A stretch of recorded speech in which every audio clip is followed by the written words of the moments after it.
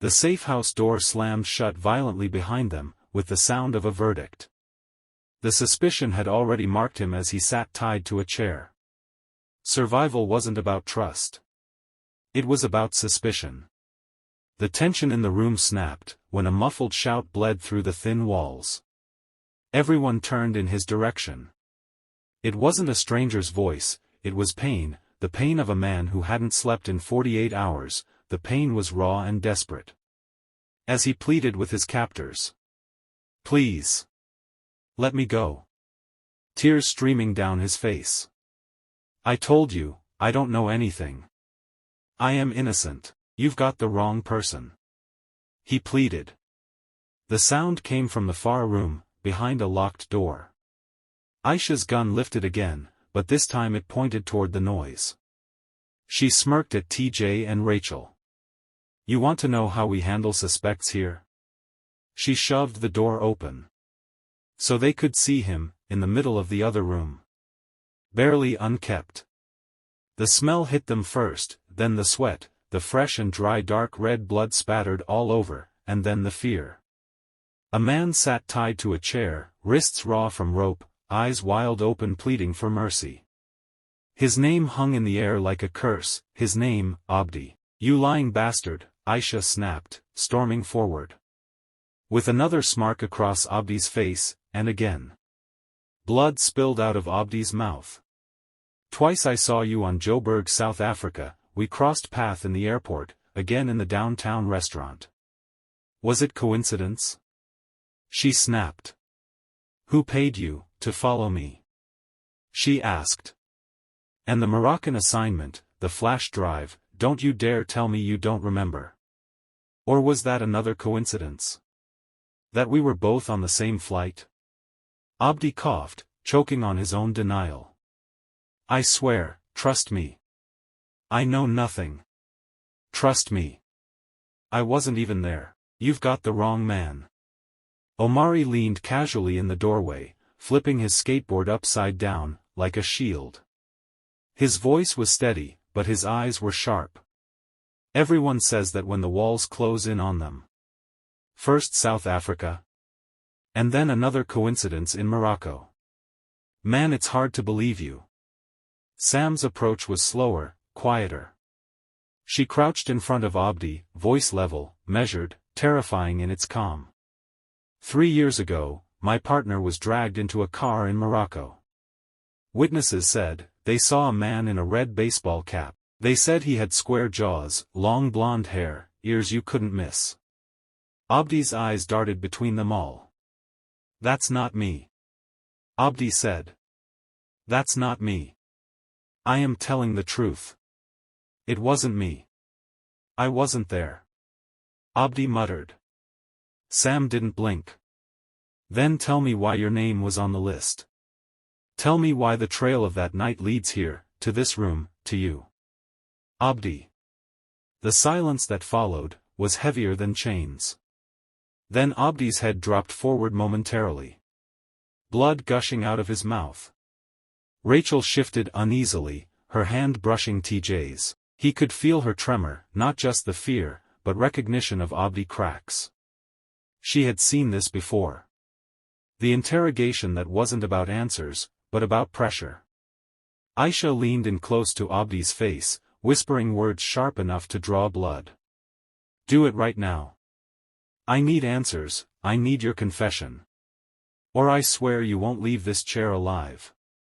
Who sent you, Abdi? Who is your handler?" Abdi's head snapped back, eyes burning with fury and fear. "Then shoot me. Because I'm telling you the truth. I don't know anything about South Africa or Morocco. I don't know about your partner, and I don't know about the flash drive." The lamp above the table flickered, shadows shifting. TJ felt his stomach knot. In Lagos, the danger had been drones and bullets. Here in London, the danger was real, and worse. Truth was a weapon, and nobody agreed on whose truth was real.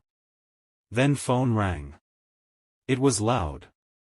The shrill sound cut through the standoff, freezing everyone mid-breath. Sam grabbed it before the second ring. Her expression hardened as she listened. "They've changed the story," she said, her facial expression sad, her voice flat as concrete.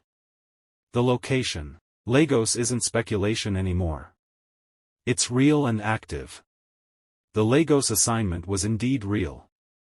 They will have to contact their asset on ground. Aysha swore under her breath. Omari tightened his grip on the skateboard, like it was a rifle. Abdi sagged in his chair, his eyes swollen, 48 hours of sleepless nights, torture and questioning. Sweat and blood dripping from his mouth. His captors ignored his innocence and plea. The phone line clicked dead. For a moment the only sound was the hum of the lamp, the silence of suspicion, pressing against the walls of the safe house. Then Aysha spoke, her voice low, venomous, as her eyes cut across the room. "Everyone in here is a suspect. Don't forget that." Rachel shot TJ a look that said what neither of them dared speak aloud. They had stepped into another cage, and this one was lined with people just as dangerous as the ones that chased them in Nigeria. The Thames was black glass under the moon, its surface broken by the steady pulse of patrol boats.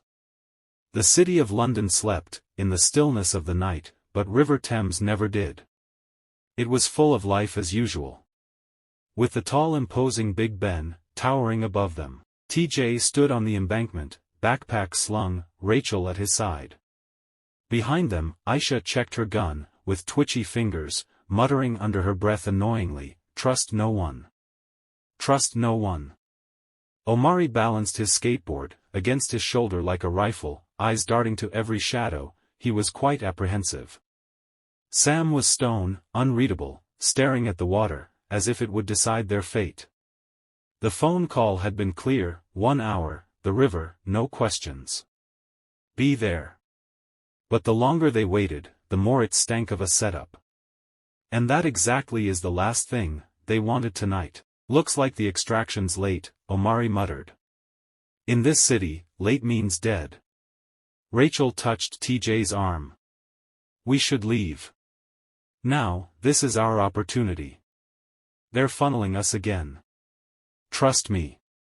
I have a plan. I don't see any way out with these people." Rachel muttered. "Are you ready?" she asked TJ quietly. TJ's phone buzzed. A new message. Same handler signature. "Trust me.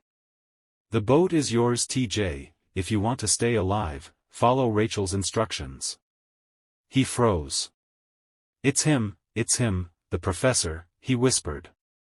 Aysha snatched the phone out of his hand. "It's a trap, idiot." She tossed it back to him, her voice sharper now and irritated. "He's not your mentor. He's not your family. He's a handler. They don't love you, they use you. That's what they all do. Man, learn to use your brain." Sam's voice cut through, low and precise.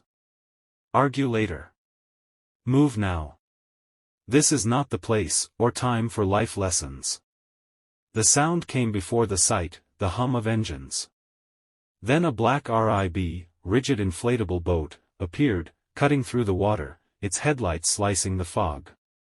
Armed silhouettes stood on deck. Guns. Lots of them. Rachel's breath hitched. They brought an army. An entire army. She muttered. Before anyone could move, the night cracked open, another boat surged from the opposite bank, this one leaner, faster. Its lights stayed off, but the muzzle flashes lit it up like a strobe. Gunfire stitched the water between them. "Down!" Omari shouted, dragging TJ behind a steel bollard, as bullets sparked across the quay. Sam drew, firing into the fog. Aysha cursed, dropping beside Rachel. There it was, panic, chaos and sounds of superior gunfire. The ammo lit up the skies. It wasn't extraction. It was a crossfire. The professor had sent one boat. Beijing had sent another. And TJ was standing in the kill zone. With target on his back. They whispered, as they opened fire on them. He must be stopped, at all cost. The fog thickened with smoke and gunpowder. Rachel shoved TJ toward the shadows. "Run," she screamed. "Run. Go, go, go. TJ, this is your only chance. Run, TJ. Run." He stumbled, clutching the USB. The drive felt heavier than bone. When he looked back, Rachel was gone. She disappeared into the night. Not killed. Not taken. Gone. The boat engines roared, gunfire still spitting over the water. Aysha screamed something TJ couldn't hear. Omari was already sprinting toward the underpass, his skateboard clutched like a lifeline. He knew the streets of London, like the back of his hands. And in the chaos, one thought cut through TJ's mind like glass. Rachel had the second drive. She had planned it all along. The fog swallowed the scene, leaving TJ alone on the embankment, hunted by two powers, betrayed by the one person he thought might still be on his side. The phone buzzed in his pocket. He pulled it out, hands shaking. A new message. Not from the handler. Not from Rachel. "We have her. Lagos next. Come if you want her alive." The screen went dark. And the river kept moving, indifferent, oblivious what had just happened, carrying secrets of the night away into the fog. The next morning Rachel parked the van, in an alleyway in Stratford, behind Westfield Shopping Centre, back exit gate. Then Abdi showed up, eyes and lips swollen, limping, as he meandered, through the crowded streets, and traffic behind Westfield, as agreed the previous night. He was badly tortured and bruised. Rachel got out of the white van, walked across the road, and embraced him. They got into the white van and drove off into the bustling Stratford city. To be continued in Part 3.